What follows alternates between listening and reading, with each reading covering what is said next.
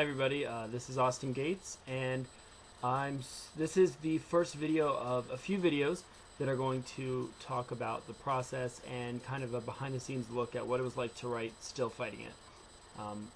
It was an idea originally from a review by Ashley. You can find his personal blog at ashleyisaboysname2.tumblr.com. Definitely go check it out, it's pretty cool. And it was one of a lot of ideas that I gotten from reviews and people on Tumblr and people really all over the place who had been following the story for a long time. So first I want to say thank you to everyone who had reviewed the story or given me ideas or messaged me when they hadn't seen a chapter in a while just to make sure that I was still writing. It really did mean a lot to have that constant support. I'm not usually one to go out of my way to tout my accomplishments or I really show off, I guess, what I've done, but Still Fighting It for me was a really big thing.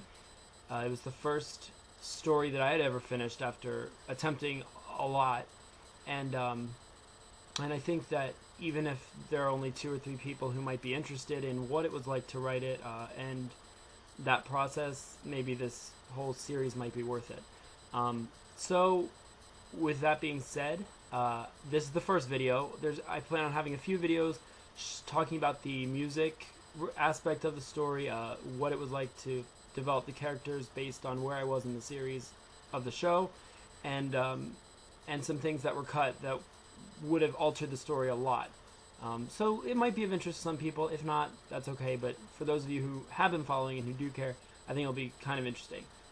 So this first video is all about where the idea came from. I had first started watching Glee day one, the day after the pilot came out, and I watched pretty much the whole way through season 1, except for the very end. I stopped at the Dream On episodes with Neil Patrick Harris, and just never got back to watching it. I had just moved home, back to Pennsylvania, and there was a lot going on, and I just never finished that first season. And then when season 2 started, I kind of fell off the bandwagon and didn't really watch the first few episodes.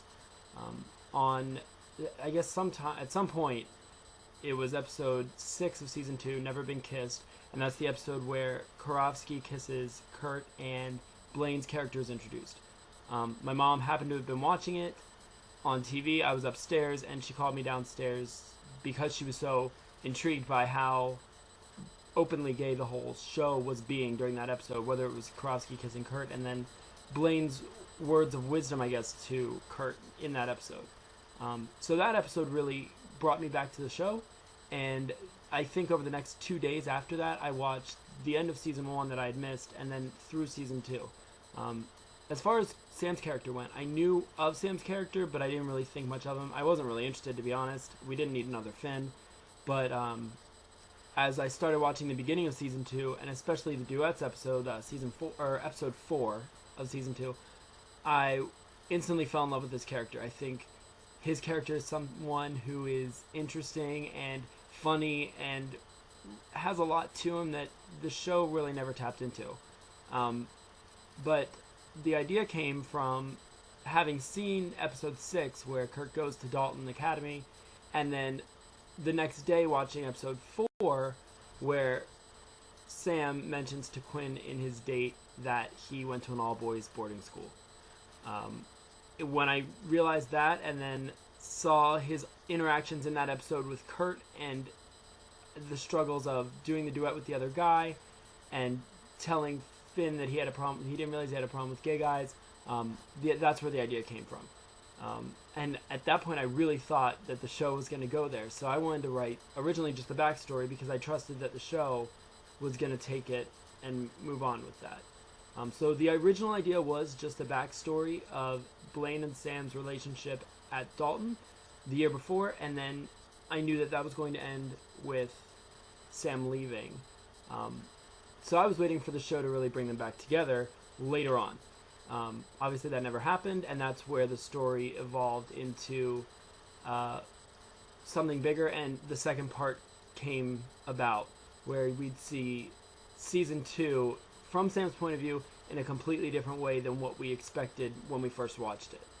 So the story really came because I got lucky and watched ahead before I watched the beginning. So, with that being said, stay tuned. There are more videos coming, and hopefully you guys will enjoy hearing about the process. Until then, we'll see you then.